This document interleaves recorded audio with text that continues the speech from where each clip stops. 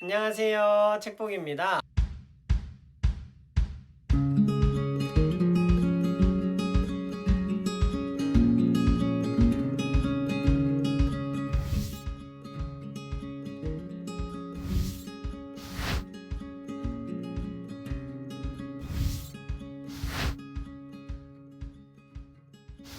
안녕하세요. 책보기 세 번째 시간입니다.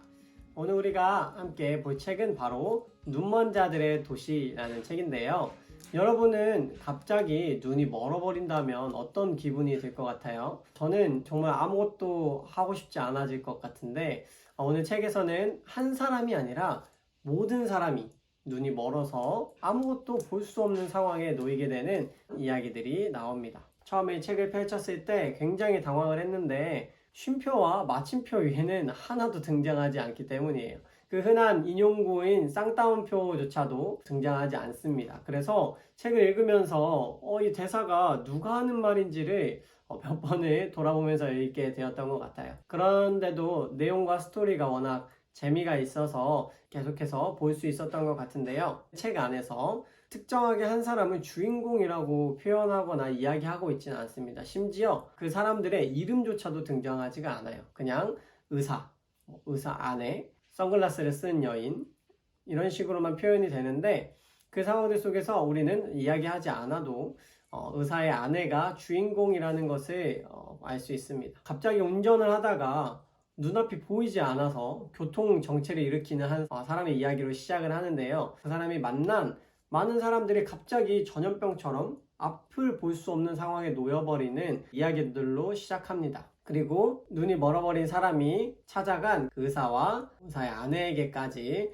전염병들이 퍼져가는 거죠. 그런데 이상하게 이 의사의 아내만큼은 눈이 멀지 않았습니다. 그리고 이렇게 눈이 멀어가는 사람이 점점 늘어나다 보니까 이 정부에서 눈이 멀어버린 사람들을 모아서 한 곳에 격리하는 그런 조치를 취하게 되는데 눈이 먼 사람들만 모아놓다 보니까 생기는 여러 가지 문제들에 대해서 적나라하게 표현하고 있는 것 같아요. 근데 또 정부가 이 사람들을 격리를 시키고 돌봐주거나 그런 것이 아니라 총을 든 군인들로 그 사람들이 밖으로 나오지 못하게 지키는 이런 모습들을 보게 됩니다. 그리고 그 안에서 의사의 아내는 혼자만 볼 수 있는 상황 속에서 사람의 내면에 있는 깊은 악함들을 또한 보게 되는데요. 저는 이 책을 다 읽고 나서 이런 생각이 좀 들었어요. 내가 주인공처럼 모든 사람들 가운데 나 혼자만 볼 수 있다면 나는 어떤 모습이었을까? 아직 전염병이 이렇게 퍼지기 전에 이 군인들이 이 사람들은 눈을 볼 수 있는데 삽이 필요해서 삽을 달라는 이 눈먼 사람들에게 삽을 던져주고는 방향을 이쪽으로 저쪽으로 일부러 빙빙 돌게 가르쳐 주면서 그것을 뭔가 재밌어하고 우월감을 느끼는 그런 장면들을 보면서 만약에 나 혼자만 눈이 멀지 않았다면 이것을 정말 선하게만 사용할 수 있을까? 어떤 나의 우월감을 위해서 사용하지는 않았을까라는 생각을 또 해보게 되는 것 같아요.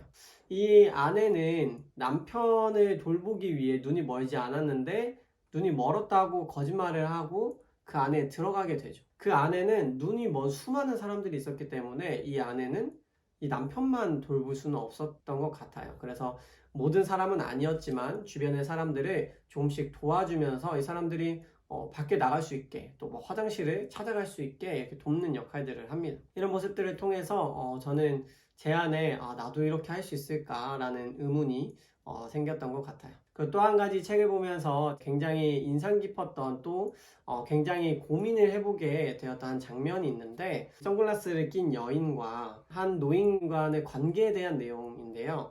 이 두 사람이 눈이 멀어 있는 상태에서 이제 서로 의지하고 서로를 도우면서 사랑하는 마음들이 이렇게 생기게 되었어요. 그래서 눈이 먼 상태에서 부부처럼 이렇게 생활을 하는데 끝 무렵에 선글라스 낀 여인이 눈을 다시 볼 수 있게 되는 장면이 나옵니다. 그러면서 이 노인과 주변 사람들이 살짝 걱정을 하는 거죠.